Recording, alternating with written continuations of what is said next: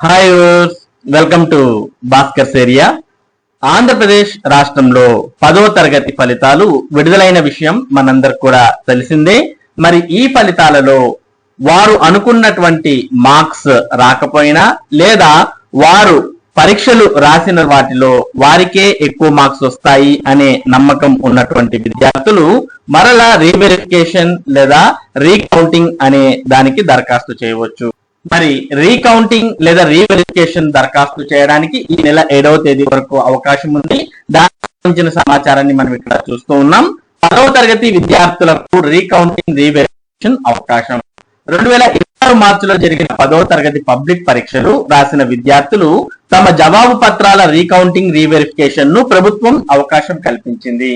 Recounting లో ప్రతి subject కు 500 రూపాయలు, రీవెరిఫికేషన్ కింద ఒక్కో సబ్జెక్ట్ కు 1000 రూపాయలు ఫీజు చెల్లించాలి. ఈ నెల 7వ తేదీలోగా దరఖాస్తు చేసుకోవాలి. పాఠశాల ప్రధానోపాధ్యాయుల ద్వారా ఆన్లైన్ లో మాత్రమే దరఖాస్తు చేసుకోవాలి. దరఖాస్తులు అధికారిక వెబ్సైట్ లో అందుబాటులో ఉన్నాయి. ఫీజు చెల్లింపు ఆన్లైన్ లో మాత్రమే చెల్లించాలి. ఎట్టి పరిస్థితుల్లోనూ సిటిజన్ చలాన్ ద్వారా చెల్లించకూడదు. పోస్ట్ లేదా నేరుగా ఆఫీస్ లో ఇచ్చే దరఖాస్తులను పరిగణించరు. రీవెరిఫికేషన్ కోసం దరఖాస్తు చేసుకుంటే ఆ సబ్జెక్ట్ కు ప్రత్యేకంగా రీకౌంటింగ్ దరఖాస్తు చేయాల్సిన అవసరం లేదని ప్రభుత్వ పరీక్షల విభాగం రాష్ట్ర సంచాలకులు డాక్టర్ కేవి శ్రీనివాసరెడ్డి తెలిపారు.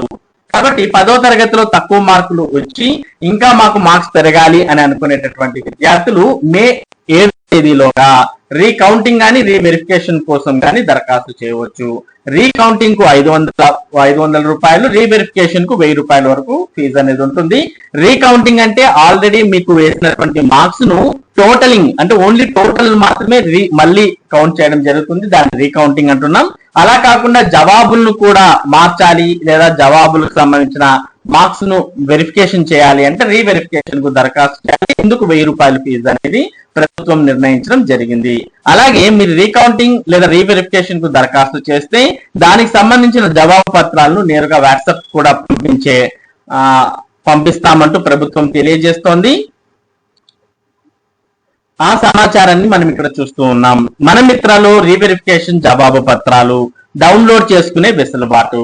10వ తరగతి రీవెరిఫికేషన్ జవాబు పత్రాలను ఇక నుంచి మన మిత్ర అనగా వాట్సాప్ గవర్నెన్స్ లోను అందుబాటులో ఉంచనున్నట్లు ప్రభుత్వ పరీక్షల విభాగం డైరెక్టర్ కేవి శ్రీనివాసరెడ్డి శనివారం ఓ ప్రకటనలో తెలిపారు.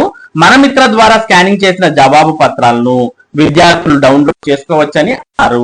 అలాగే ఎప్పట్లాగే స్కూల్ లాగిన్ లోను అందుబాటులో ఉంటాయని అన్నారు. రీకౌంటింగ్ రీవెరిఫికేషన్ కు ఈ నెల 7వ తేదీ వరకు దరఖాస్తు చేసుకోవచ్చని తెలిపారు. ఒక సబ్జెక్ట్ కు రీకౌంటింగ్ కు 500, రీవెరిఫికేషన్ కు 1000 రూపాయల చొప్పున చెల్లించాల్సి ఉంటుందని తెలియజేయడం జరిగింది.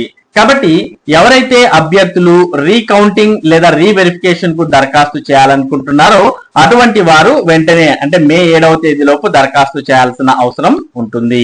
మరి ఇది 10వ తరగతి రీకౌంటింగ్ రీవెరిఫికేషన్ కు సంబంధించిన సమాచారం. ఇటువంటి ముఖ్యమైన సమాచారాన్ని మీరు ఎప్పటికప్పుడు పొందడానికి మన భాస్కర్ ఏరియా యూట్యూబ్ ఛానల్ కు సబ్స్క్రైబ్ అవ్వండి. అలాగే ఈ వీడియోని లైక్ చేసి షేర్ చేయండి. Thank you for watching this video.